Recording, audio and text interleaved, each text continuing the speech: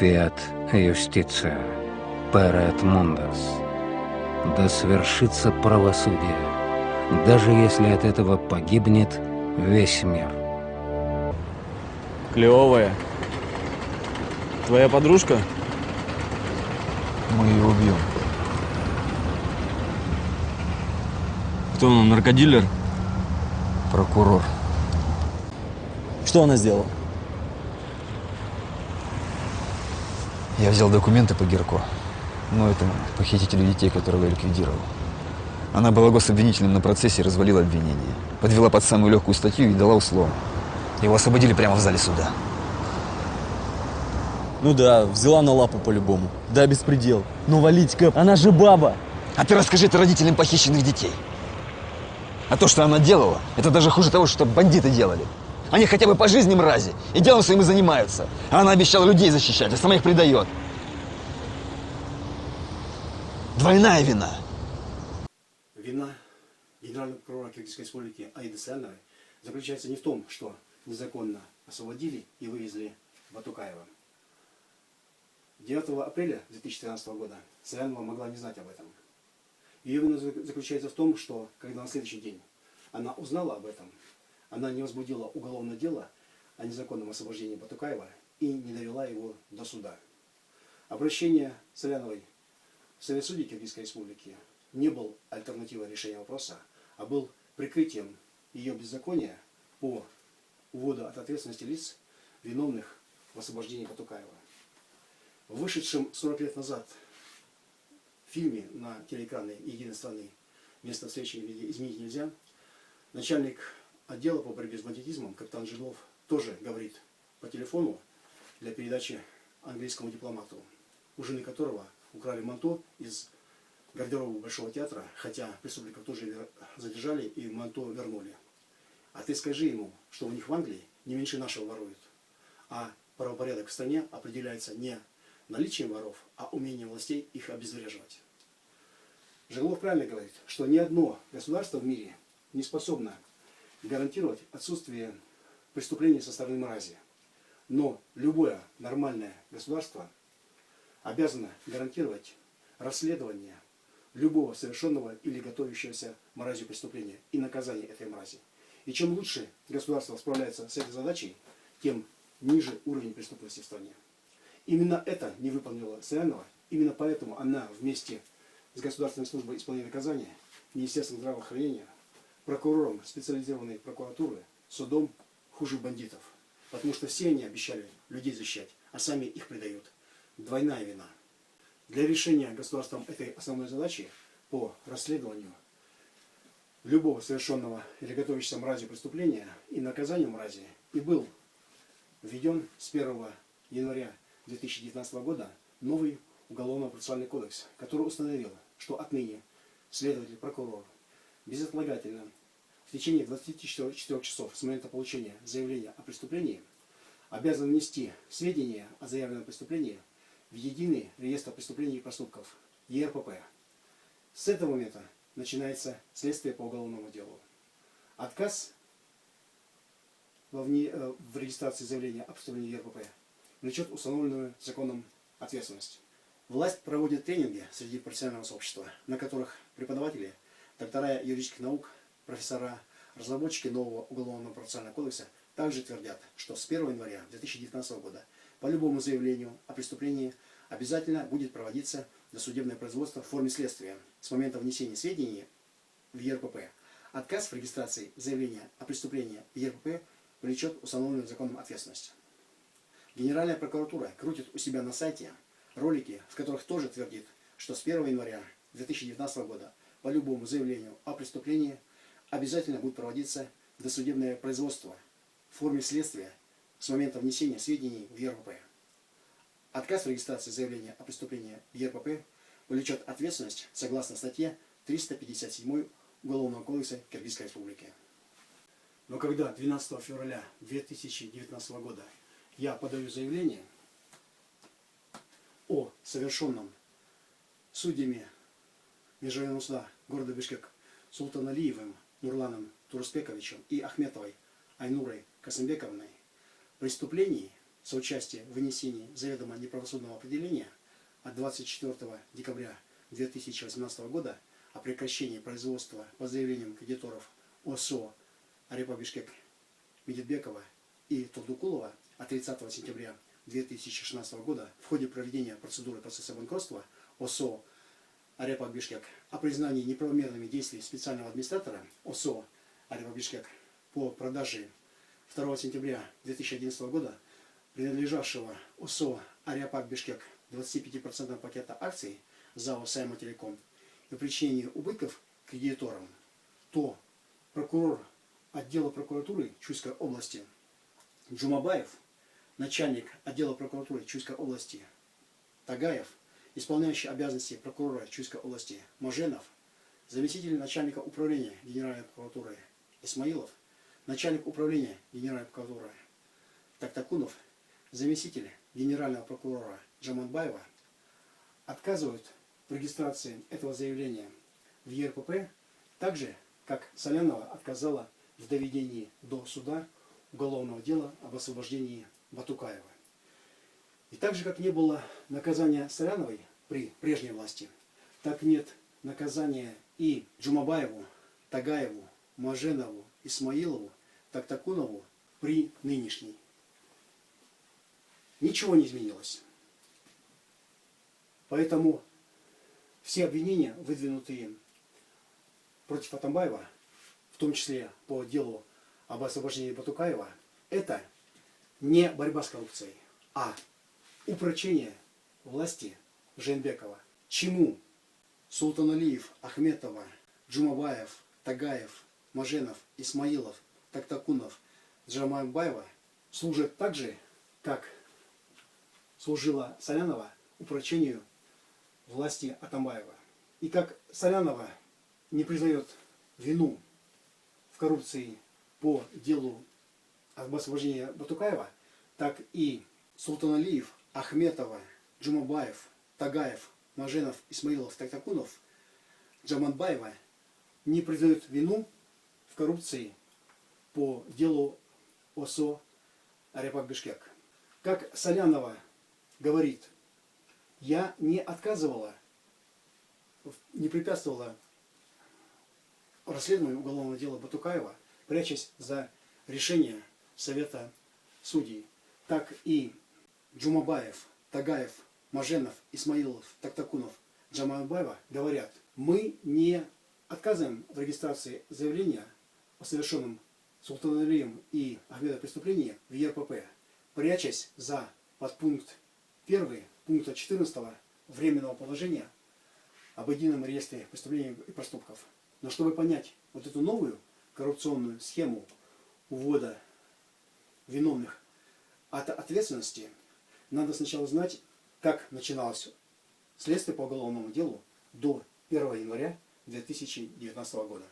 До 1 января 2019 года следователь при получении заявления о преступлении после проведения проверки, на проведение которой ему отводилось до 1 месяца, возбуждал уголовное дело или отказывал в возбуждении уголовного дела. Потому что в аппарате проверки был установлен главный фильтр – наличие достаточных данных, указывавших на преступление. Этот фильтр выдавал 4 опции – 1, 2, 3 и 4. По первой опции, если при проверке фильтр определял наличие достаточных данных, указывавших на преступление, то принималось решение о возбуждении уголовного дела. С этого момента начиналось следствие по уголовному делу. Если при проведении проверки главный фильтр не определял наличие достаточных данных, указывающих на преступление, но определял наличие данных, указывающих на административный или дисциплинарный проступок, то принималось решение об отказе в возбуждении уголовного дела и направлении заявления на рассмотрение в административном или дисциплинарном порядке. Это параллельное производство.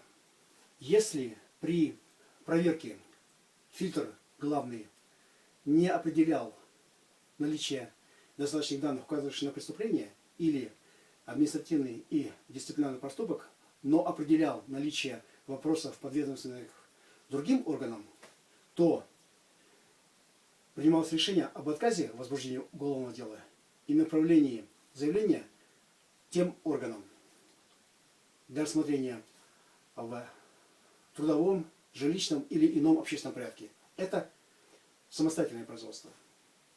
И лишь в том случае, когда фильтр не определял ничего из вышеперечисленного, вот только тогда принималось решение об отказе в возбуждении уголовного дела, исключавшее любое дальнейшее производство, кроме обжалования самого отказа в возбуждении уголовного дела.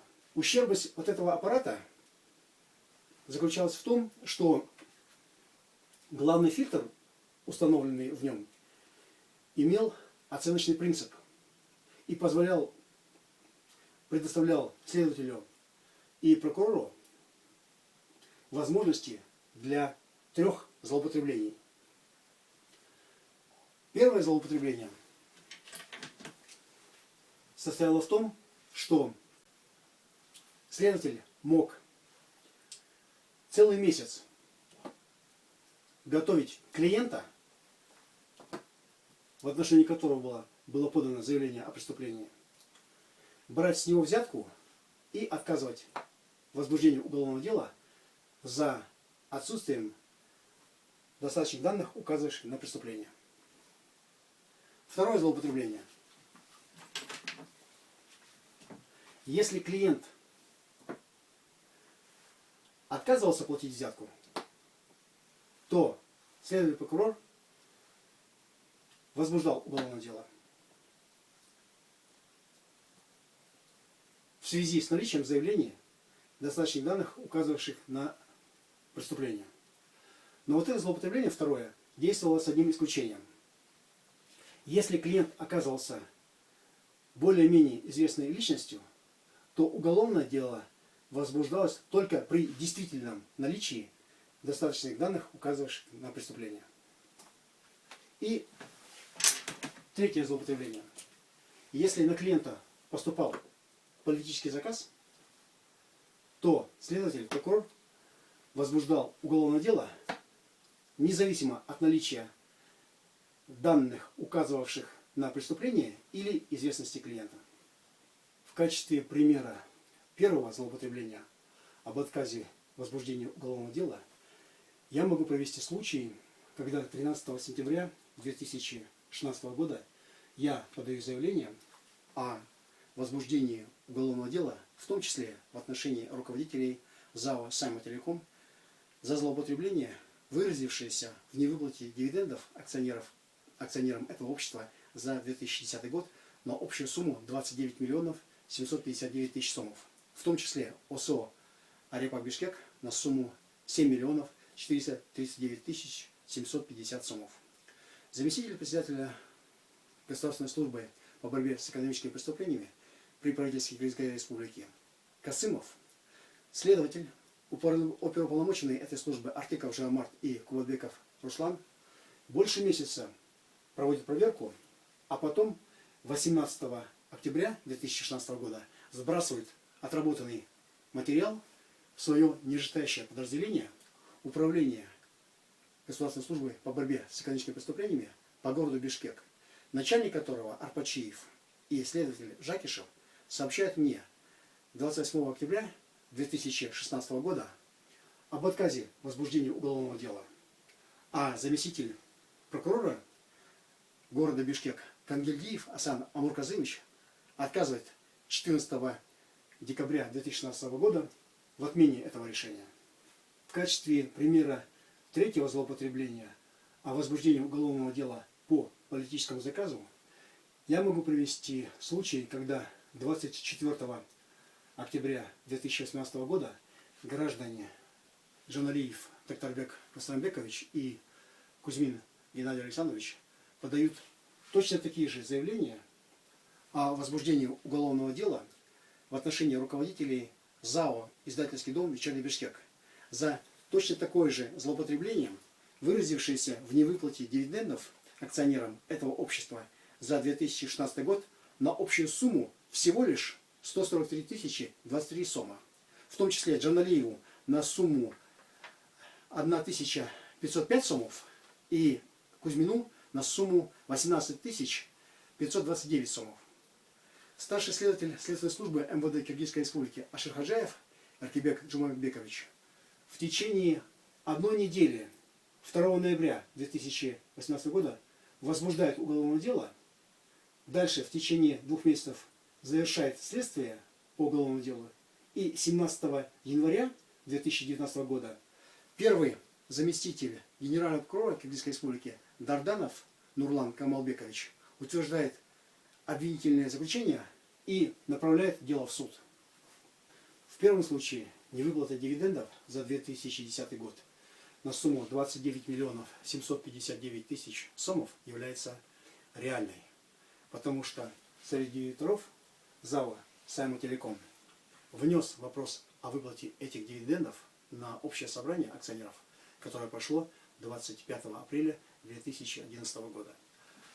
А во втором случае невыплата дивидендов за 2016 год на сумму 143 тысячи 23 сомы является виртуальной, потому что основу 571 тысяча 429 сомов для исчисления этой суммы дивидендов взяли из ошибочного расчета количества солидарных должников, за которых ЗАО «Израильский дом Вечербишкек» выплатила доли, и возврата этих долей в 2016 году. Хотя в 2016 году возврата этих долей не было.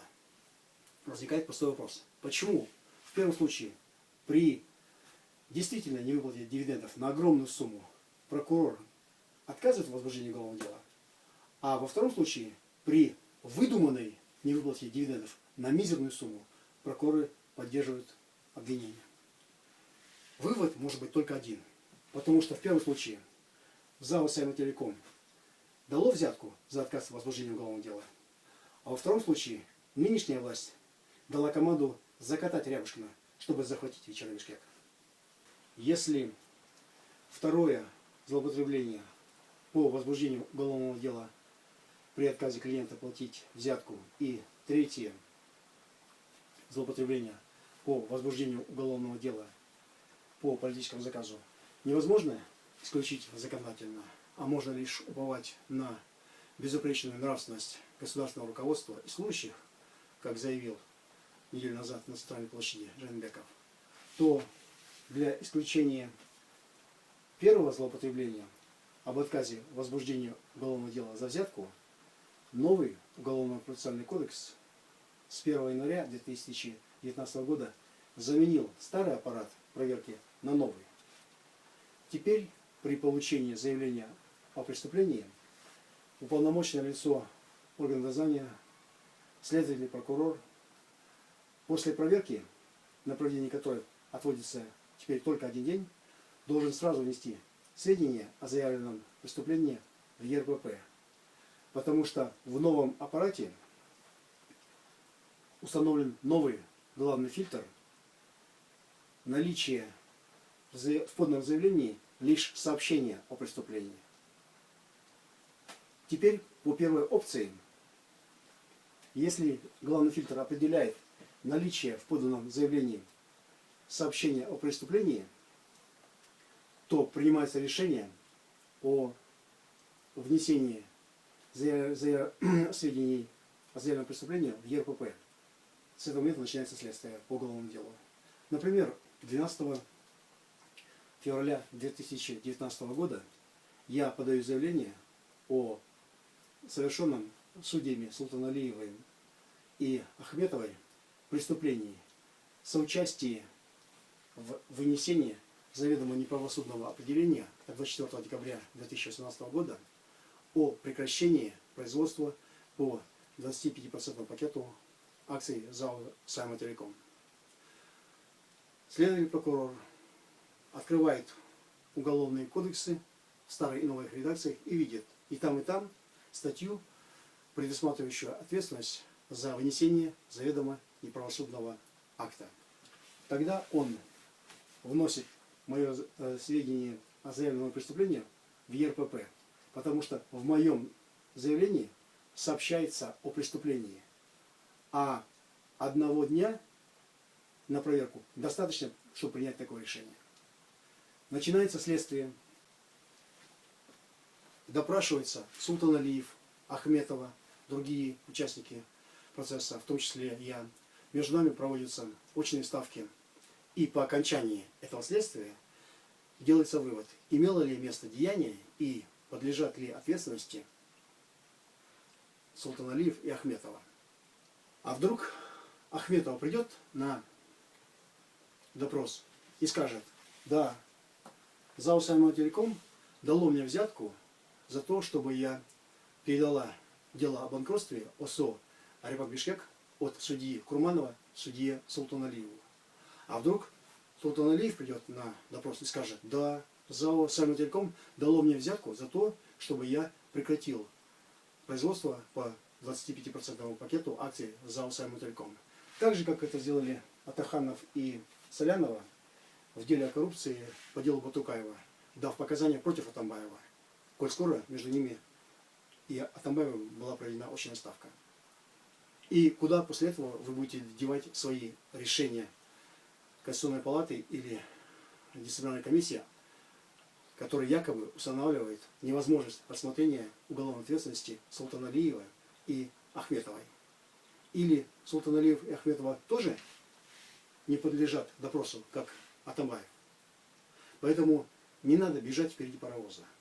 Просто выполните процедуру. Внесите мое заявление о совершенном Султаном Алиевым и Ахметовой преступлении в ЕРПП и начните следствие. Теперь по второй опции. Если фильтр не определяет наличие в поданном заявлении сообщения о преступлении, но определяет наличие данных, указывающих на нарушение или дисциплинарный проступок, то принимается решение о направлении полученного заявления для рассмотрения в порядке о нарушениях или дисциплинарном порядке. Если фильтр не определяет в полученном заявлении ни сообщения о преступлении, ни данных, указывающих на нарушение или дисциплинарный проступок, но определяет наличие вопросов, подведомственных другим органам, то принимается решение о направлении полученного заявления тем органам.